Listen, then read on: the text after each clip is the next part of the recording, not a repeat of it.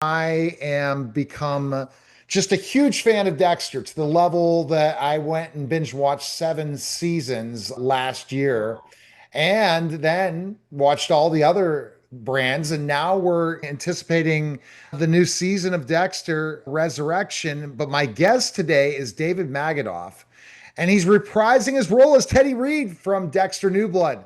David, thanks for stopping by, man. How are you? And I just can't get enough of Dexter. Then you're living the right life, Neil, because there's a lot of Dexter coming your way. So Like, here's my history of Dexter. The creator of Dexter, that wrote the book, was at the Miami yes. Book Fair years ago. My co-host, Eric Remmel of Life Improvement Media, ended up interviewing him. I interviewed some other people that were stars.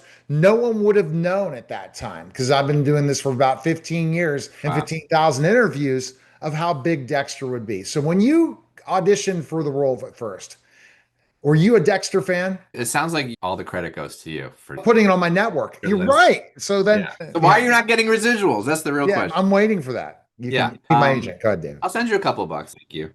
So yeah, we're all just super excited about it. I was not really a Dexter person. I was agnostic. I didn't know, meaning I just wasn't on. I was 2 years ago too, and I think it started by interviewing someone that co-starred in Dexter, and then I said, okay, I guess I'm going to binge this. And then when I did, I said, wow, I'm glad I did.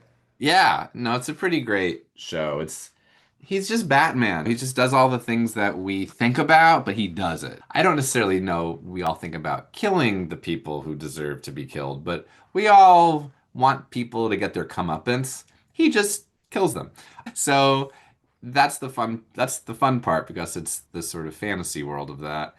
And it's just a joy to be a part of it. Even when I was doing New Blood, I said to myself, should I watch the old seasons?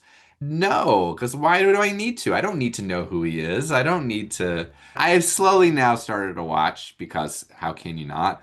But But at least being honest as an actor, that yeah, it's like, why some do I need to? As my role on the show, the whole point is I don't know who he is. So the more I don't know who he is, versus I do have all this backstory information, it's only literally I just got my whole thing was a new blood. I had to treat him like this just nice guy, Jim Lindsay in the town. You know what I mean? I thought it was unbelievable because when I found it after I streamed, I said, there's something else to watch. And then I watched it because I said, okay, 'cause somehow it popped up because of the new season where it showed him when he was younger, which was an unbelievable show too. I lose track of all the Dexter series, but don't get Yeah. me on But that. there's only two. The problem is they just changed the name to New Blood and Resurrection. It's really Oh, just and there's the other one that went back to his life. Original Sin. Yeah, it's just Yeah. Original Sin is the prequel, and then Oh, there's see, the original sin really set me off. I said, is there going to be another one on original sin or not? You wouldn't know that, and I wouldn't know that. But what it does is it just keeps you going and say, why hasn't this guy gotten caught?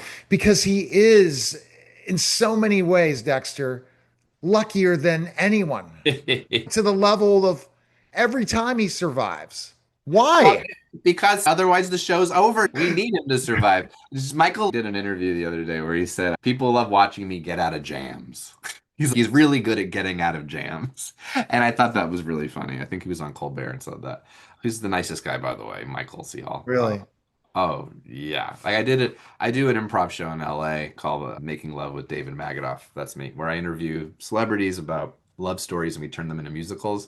So I had a whole Dexter night. You would have loved it, Neil. I had Julie Benz, who played Rita. I had C.S. Lee, who played. Oh, why am I blanking on his name? And then I had Jamie Chung from Dexter New Blood. Oh, And Michael C. Hall did a little video because he couldn't make it. He otherwise, if he lived in LA, because we're friends. And it was great. And I had C.S. Lee interviewed about Date Story, Julie Benz. It was great. And it was this beautiful night. I came out wrapped in saran wrap. It was really fun. So we made it a Dexter themed night because people are such Dexter fans and it's a special time. And like you said, it's only two series essentially, but it's been now going on for because of the break. We have years to pull from and all these wonderful people and people can really deep dive into this and Dexterverse. you're not the only other person I've interviewed from Dexter. And I have to bring up his name because I know Mark Pellegrino was on my show last year. So there you go. Yeah, but I'm enjoying this conversation. But how did you come up with this night of interviewing people? And what do you have your own podcast too? No, I initially thought of it as a podcast and I just turned it into a live show. You're a I natural podcaster. Trust me. Thank you. Thank you. No, I did do a podcast with Roddenberry Entertainment once called Fanatics. I had its highs and lows, but they're great people over there. That wasn't the problem. But yeah, I just interview celebrities and they tell me about a date story, a breakup story, interview an audience member too, and then we turned into a musical. I've had Tony Hale and Randall Park and Tiffany Thiessen, Bobby Moynihan's at my next show in Oh, August. wow. If you want tickets, August 15th, makingloveshow.com. And Come where's that on, LA located? people. Are you in LA? The Elysian, the iconic Elysian Theater in Los Angeles. Okay, so we're gonna stay in touch, David, because I want to cover that if that's possible. We'll have Yeah. Are to. you local? No, but I'm going to travel, brother. I got all these other businesses on the side, and I'm like, I want to go out and do this. I'm sick of the COVID game. When I first did the video stuff, 2020, oh man, it's so cool. And I'm like, I've done some red carpets, but only a few. And I'm like, I got to go out and travel. And okay, so we're gonna make this a thing. I can go see my clients in Arizona, out in Scottsdale, and make it a thing. We'll definitely stay in touch. I'll reach out to your publicist if I can get your contact info after, and we can see what happens. That sounds great. That sounds And so, wonderful. so what do you think makes it so fun? This whole celebrity, you have a great idea. Look at this, David. You're getting to promote your stuff instead of Dexter. You like it. So there you go. I'll talk about anything, whatever you want. Yeah. My wife makes great cookies. Yeah, the idea came a number of years ago, and I just thought it'd be fun to do. And I realized I have a lot of famous friends, and then what I've learned is performers love to perform, and so I often will get a yes. And if they say no, it's always just I'm just out of town working. Darcy Carden's gonna do my show this year. Michaela Watkins, Jason Alexander, Lisa Loeb, it sounds like I think might do it. Yeah, it's pretty cool people. Why aren't you putting this as a podcast? I don't know. Maybe there's only so much time in the day, Neil. No, all you do is Um, take all of it and then make it in a back end and charge for it.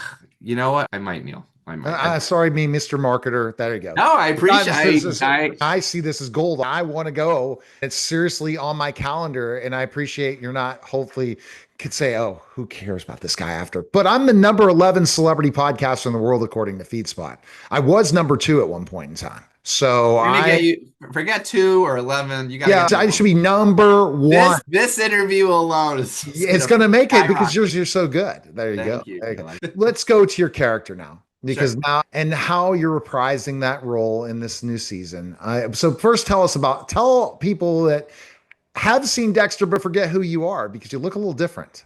Yes, I currently don't have the mustache.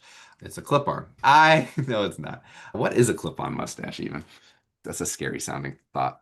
Yeah, this character, he shouldn't be a cop like me. I shouldn't be a cop, but he is a cop. And he's in a town of 5 people in Iron Lake, New York, a made-up town that they made for New Blood. That was filmed in beautiful Shelburne Falls, Massachusetts. He was the third cop because they needed someone to. I remember one line once was like, I have to help like Mrs. Pennington's sheep. They got out. And so someone has to help her sheep get back into the sheep pen. That's the kind of town that we shot at, or was supposed to be where New Blood was. Not murders, just sheep getting out. Teddy's always in over his head. I had to do some big things in New Blood, like excavate caves looking for dead people. And I was part of nabbing Dexter in the end.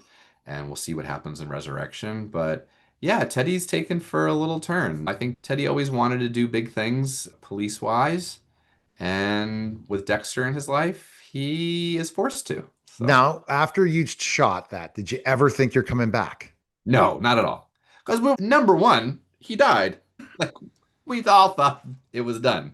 And then I said this on another interview show. It's really great when the lead character decides to come back because then the show happens and then creates jobs for all these other actors again. But even then, I didn't expect to come back. I was certainly hopeful, but my thought, like probably anyone else's thought, was he's going to move on from Iron Lake to New York, which we know he is. The question is, how far does Teddy move on with him from Iron Lake to New York? And we have to find out because we don't want to give those things away. We'll see. I don't want to say anything other No, than but that role, and then I also saw you were on the morning show as well. You have to remind me of what character that was because I was a huge fan of it. When I had to go to start work at 3:30 in the morning, I said, "Morning show." That's my new saying. After I binge watched morning show, I said, "Okay." Instead of getting at 4:30 to start work some days because I'm so swamped because business keeps growing, but also I'm still an entertainer and still have a show to run. 3:30 in the morning show. But what was your role in the morning show? season one, I was one of the like writer producers. So I was like in the kind of bullpen with them. And so Mark Duplass, and this is no spoiler because if you haven't seen it by now, it's been a bunch of years, but I get fired by Mark Duplass in a pretty intense I way. remember. So that's Yeah, where I yeah, see, yeah, yeah. isn't it when you see his It's the face, you don't mustache, no forget? mustache. Yeah. No, I can when I can remember you. But what other things are you known for? I'm congrats on this whole thing. I'm telling you, this is a big deal, your events. This is Thanks. going to keep you going. But what do you think you're most known for? Dexter's been pretty wonderful as his morning show. I'd had a really fun recur on Veronica Mars back in the day, which was a Oh, lot of Veronica Mars I people. never watched Veronica You know Mars. what? They've made fan fiction about me. It's a deep dive kind of cult world, and the Veronica Mars fans, it's always so fun to have those people come up to you.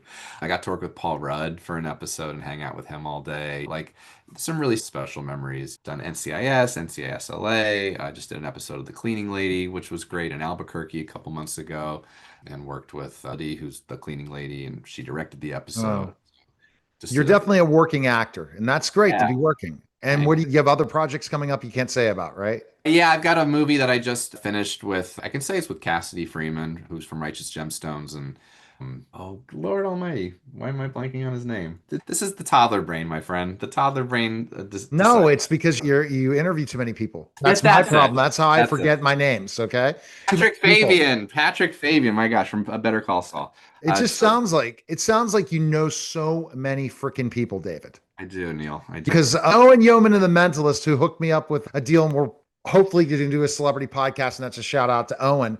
Owen said to me he told me about his database of people, and I'm like, are you freaking kidding me? It's just amazing once you get into that Hollywood circle. If you do Yeah. the right things and make the right friends, people will do things for you. Yeah. People want to hang around and work and play with good people, is what I've You learned. sound like a great person.